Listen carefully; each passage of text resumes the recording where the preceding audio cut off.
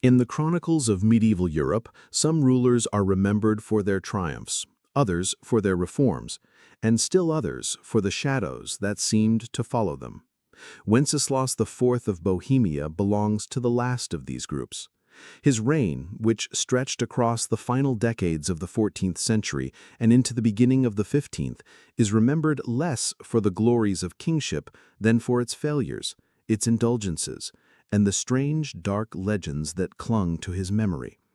Chief among these tales is one of grotesque excess, the claim that he drowned his wives in wine during drunken feasts. It is a story at once horrifying and absurd, yet powerful in the way it captures his reputation as a king consumed by appetite, by indulgence, and by a reckless disregard for both dignity and human life. But to understand how such a story could take root, we must first step into the world he inherited, a world poised uneasily between splendor and decay. Wanceslaus was born in 1361 in the royal halls of Prague, the son of the great Charles IV, Holy Roman Emperor, and his third wife, Anna of Schweidnitz. Charles IV was one of the most formidable rulers of the Middle Ages, remembered as a statesman, builder, and lawgiver, the monarch who gave Prague its golden age. He had raised Bohemia from a provincial kingdom to the beating heart of the empire, transforming Prague into a center of learning and culture with the foundation of Charles University and the construction of the magnificent Charles Bridge. His reign represented stability and vision.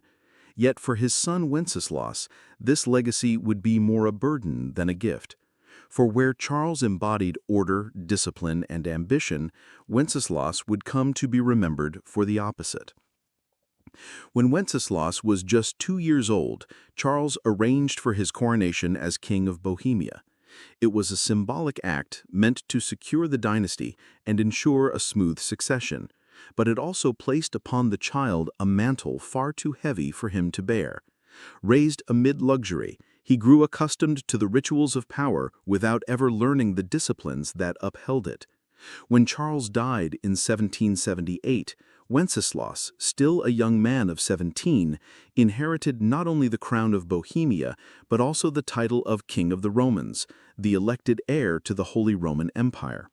The contrast between father and son could not have been sharper. Charles had been one of the most admired rulers of Europe.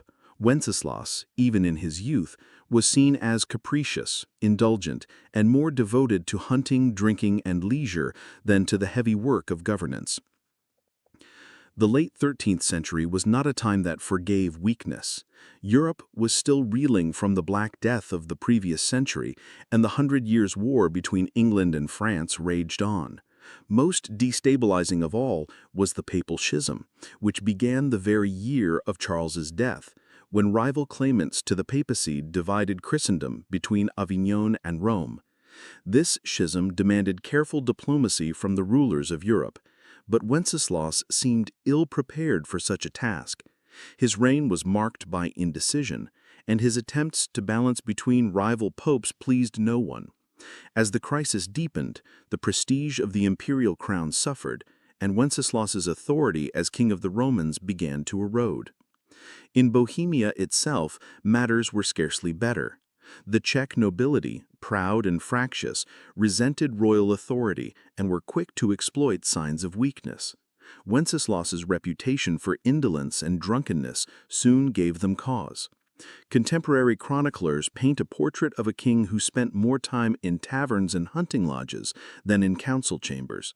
The wine cellars of Prague Castle were said to be among the most lavish in Europe, and Wenceslaus's indulgence in them was the subject of scandal and ridicule. Yet it was not only his taste for drink that tarnished his rule, but also his temper. Accounts speak of violent outbursts, of ministers imprisoned or executed in fits of rage, of feasts that descended into brutality. In this atmosphere, it is not hard to see how the tale of drowning wives in wine could take shape, whether or not it had any basis in fact. Wenceslaus was married twice. His first wife, Joanna of Bavaria, he wed in 1370, when he was still a boy of 9 years old. The marriage was political, uniting the Luxembourgs of Bohemia with the Wittelsbachs of Bavaria, two great houses of the empire. Joanna, by most accounts, was gentle and pious, but the union was not a happy one. He neglected her, preferring his hunts and feasts to her company, and she died in 1386 at the age of 23, reportedly of natural causes. His second wife, Sophia of Bavaria, he married in 1389. She would outlive him, remaining by his side through the turbulent final decades of his reign and surviving until 1428. Both women were of noble birth, and both played traditional roles as queen's consort. Neither, in sober historical record, was drowned in wine, yet the legend persists. The origins of the tale can be traced to the hostile chroniclers of Wenceslaus's reign, particularly those who served the interests of his political rivals.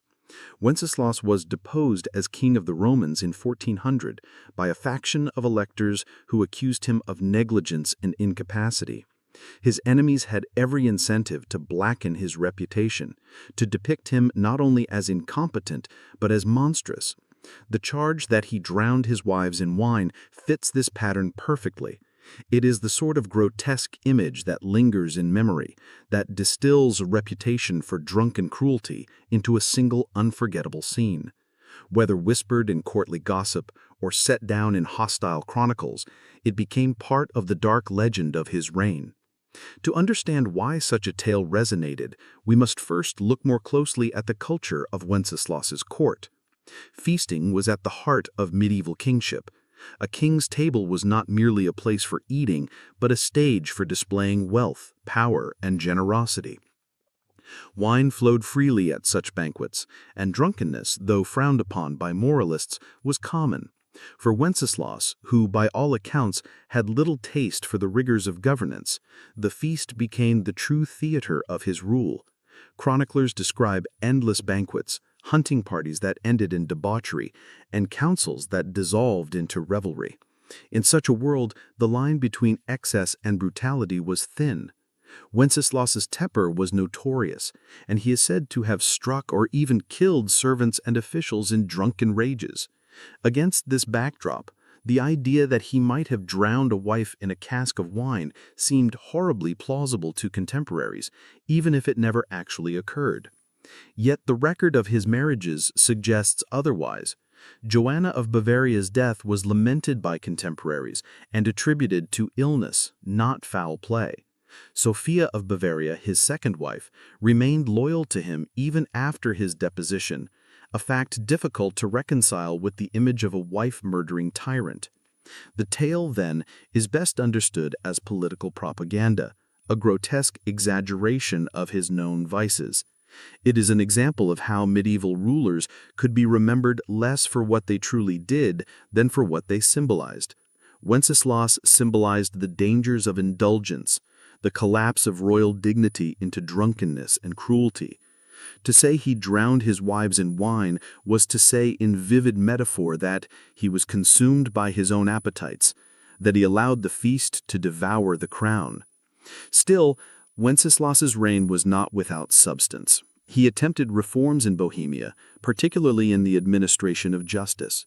He sought to curb the power of the nobility and strengthen royal authority, though his methods were clumsy and often violent.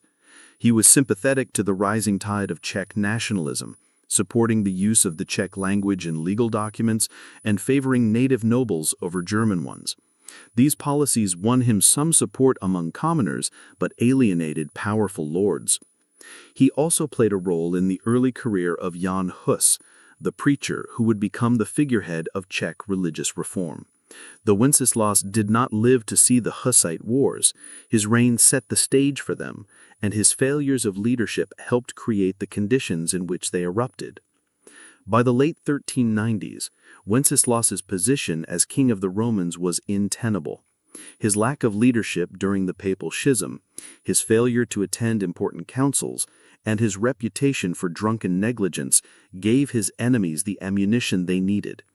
In 1400, a group of electors formally deposed him and chose Rupert of the Palatinate as king in his stead. Wenceslaus, however, retained the crown of Bohemia, though even there his authority was challenged by rebellious nobles and his own half-brother, Sigismund, who would later become Holy Roman Emperor. His final years were marked by increasing isolation, bouts of depression, and continued indulgence in wine and hunting. In 1419, he suffered a stroke after a hot argument and died soon after, leaving the throne of Bohemia to his brother Sigismund.